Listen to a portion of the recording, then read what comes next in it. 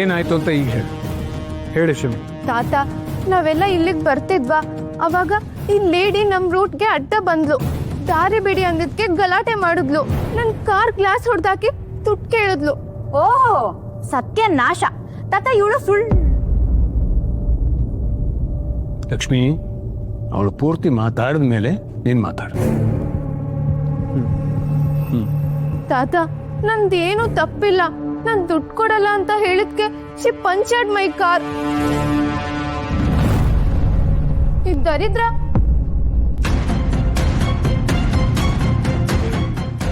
ತಾತ, ಅದು ಇಲ್ಲಿಗೆ ಬರೋದಕ್ಕೆ ಆಟೋ ಕ್ಯಾಬು ಏನೂ ಇಲ್ಲ.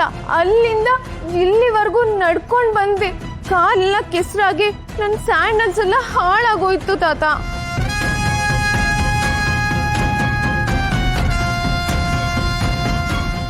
ನಾನು ಮಾತಾಡ್ಲಾ ತಾತ ಇವಾಗ? ಇವರು ಕಾವೇರಮ್ಮ ಅಂತ. ಇವ್ರಿಗೆ ಇವಳು ಗುದ್ದಿದ್ದು. ಪಾಪ ಗುದ್ದಿದ್ದಕ್ಕೆ ಅವ್ರ ಹಾಲೆಲ್ಲ ಚೆಲ್ಲೋಯ್ತು ತಾತ. ಅದಕ್ಕೆ ನಾನು ಕ್ಷಮೆ ಕೇಳಿ ಆ ಹಾಲಿನ ದುಡ್ಡು ಕೊಡು ಅಂತ ಹೇಳ್ದೆ ಅಷ್ಟೇ. ಅದಕ್ಕೆ ಇವಳು ದುರಂಕಾರದಲ್ಲಿ ಹೋದ್ಲು. ನನಗೆ ಕೋಪ ನೆತ್ತಿಗೇರಿ ಕಾರ್ ಟೈರ್ ಪಂಚರ್ ಮಾಡ್ಬಿಟ್ಟೆ. ನೀನು ಕಾರ್ ಗ್ಲಾಸ್ ಹೊಡೆದಿದ್ ನಿಜಾನ?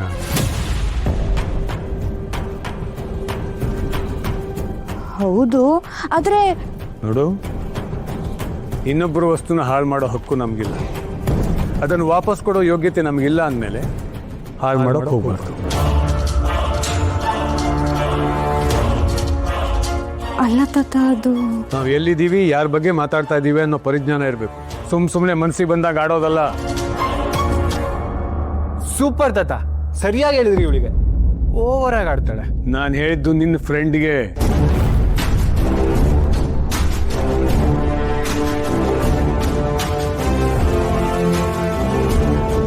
ಶಮಿತಾ, ಈಗಿಂದೀಗಲೇ ಅವ್ರ ಕ್ಷಮೆ ಕೇಳಿ ಅವಳಿಗಾಗಿರೋ ನಷ್ಟನ್ನು ತುಂಬಿಕೊಡು. ವಾಟ್? ಬೆಳಗಿನ ಜಾವನೆ ಎದ್ದು ಹಸುನ ಮೈ ತೊಳೆದು ಮೇವು ಹಾಕಿ ಕರೆದಿರೋ ಹಾಲದು. ಅದರ ಒಂದೊಂದು ಹನಿಗೂ ಬೆಲೆ ಇದೆ.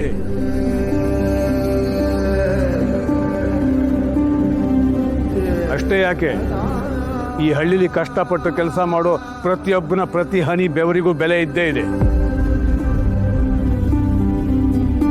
ನಮ್ಮ ಹತ್ರ ದುಡ್ಡಿದೆ ಅಂತ ಮಾತ್ರಕ್ಕೆ ಮನಸ್ಸಿಗೆ ಬಂದಾಗ ನಡ್ಕೋಬಹುದು ಅನ್ನೋದು ತಪ್ಪು.